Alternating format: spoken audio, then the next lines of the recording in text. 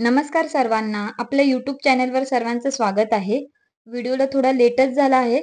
आम्ही 2 दिवसापूर्वीच रक्षाबंधन केलं, पण व्हिडिओ काही टाकायला जमला नाही. मी बहिणीकडेच होती. मला पनवेलला जायचं होतं दादाकडे. तर मग आरूला सांगितलं, की बहिणीच्या मुलाला राखी बांधून घे, श्रीला राखी बांधून घे. मग तिने राखी बांधली श्रीला. तिला ओवाळायचं कसं, डोक्यावर कापूस ठेवायचा, सुपारीने ओवाळायचं, सोन्याने ओवाळायचं, ते सर्व सांगितलं. त्याचं महत्त्वही सांगितलं आणि तिने तसंच केलं. तिने राखी बांधली. राखीचा कार्यक्रम झाला की आम्ही निघालो पनवेलला जाण्यासाठी.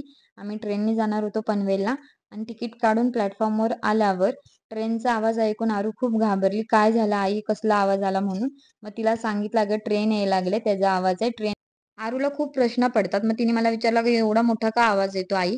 तर मी तिला सांगितलं, ग माणसं वगैरे प्लॅटफॉर्मवरच असतात ना, मग ट्रेनचा आवाज आला की माणसं पाठी सरकतात, नाही तर मग ट्रेनने आवाज नाही दिला तर ट्रेनचा धक्का लागेल ना. मग आरू हो का अशी म्हटली आणि मग ट्रेन आल्यानंतर आम्ही ट्रेनमध्ये चढलो. ट्रेनमध्ये चढल्यावर आरूला साईडला बसायला दिलं. ट्रेनमध्ये बसल्यावर तिचं सुनो मोनो खायचं सुरू झालं आणि मग ती खात बसली आणि नंतर गर्दी बघून पण आई किती गर्दी आहे, किती माणसं आहेत, किती माणसं अशी करायला लागली आणि बिस्किट वगैरे खाऊन पाणी पिऊन झोपी गेली. तिला नेहमी दुपारची झोपायची सवय आहे. ती कधी कुठेही गेलं दुपार झाली की म्हटलं की ती झोपतेच. गाडी थांबली की आरूला उठवलं. म्हटलं आता आपलं स्टेशन आलं, आपल्याला घरी जायचंय, उठ म्हणून मग ती उठली.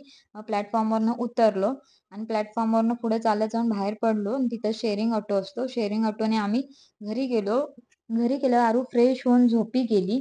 आई, पप्पा, बहीण पण सर्व येणार होते पनवेललाच. मग ते रिक्षाने येणार होते आणि आम्ही सर्वजण एका रिक्षात एवढे बसणार नव्हतो आणि आरूला पण ट्रेन बघायची होती. ट्रेनमध्ये बसायला तिला लय आवडतं म्हणून मी आणि आरू ट्रेनने गेलो. दादाकडे आम्ही सर्वजणच आलो होतो कारण पप्पाचा बर्थडे होता आणि पप्पाचा बर्थडे आम्ही दादाकडे सेलिब्रेट करणार होतो. पप्पाच्या बर्थडेला पनीरची भाजी, चपाती आणि मसाले भात करणार होतो. पनीरची भाजी वहिनीने केली आणि चपात्या बहिणीने लाटल्या आणि मसाले भातासाठी मी कांदा, टमाटर फक्त चिरून दिला. मी काही केलं नाही. मसाले भातही बहिणीने केला आणि भांडी बहिणीच्या मुलीने घासली आणि वहिनीचा टाइमही झाला होता क्लासचा, तर वहिनी बाहेर गेली क्लास घ्यायला. वहिनीचं डी झालंय आणि आधी वहिनी शाळेत पण शिकवायला होते. आता फक्त घरी ट्युशन घेते. ट्युशनही सुटला, जेवणही तयार झाले आणि आता बर्थडे सेलिब्रेशनची तयारी सुरू झाली. बर्थडे सेलिब्रेट करायला लागलोय. आता आई औक्षण करून घ्यायला लागले. आईचं औक्षण करून झालं की आम्ही आता लागोपाठ सर्वजणच औक्षण करून घेतो आणि तोपर्यंत काय पोरांना दम निघत नाही, केक कधी कापतोय असं झालंय. मी औक्षण करून घेतलं, वहिनीने औक्षण करून घेतलं आणि बहिणीने औक्षण करून घेतलं. तर औक्षणचा कार्यक्रम झालाय आणि आता बर्थडे केक कधी कापतोय असं झालंय. ते आरू, श्रीवेद, श्री सर्वजण तिथे उभे आहेत. केक कापण्याची वाट बघतायत. फायनली आता केक कापायचं म्हणून त्यांना सांगितलंय, तर ते सर्वजण खूप खुश झाले होते की केक कापायला लागलेत म्हणून. शेवटी केक कापला. केक कापल्यावर सर्व खायला सर्व लहान मुलांची धडपड. पप्पाला केक भरवला आणि वहिनीला सांगितलं की केक घेऊन आतमध्ये जावा आणि पीस करून सर्वांना द्या. तर वहिनी केक घेऊन आतमध्ये जाताना लहान मुलं सर्व वहिनीच्या पाठीमागे केक खाण्यासाठी मला पाहिजे, मला पाहिजे म्हणून.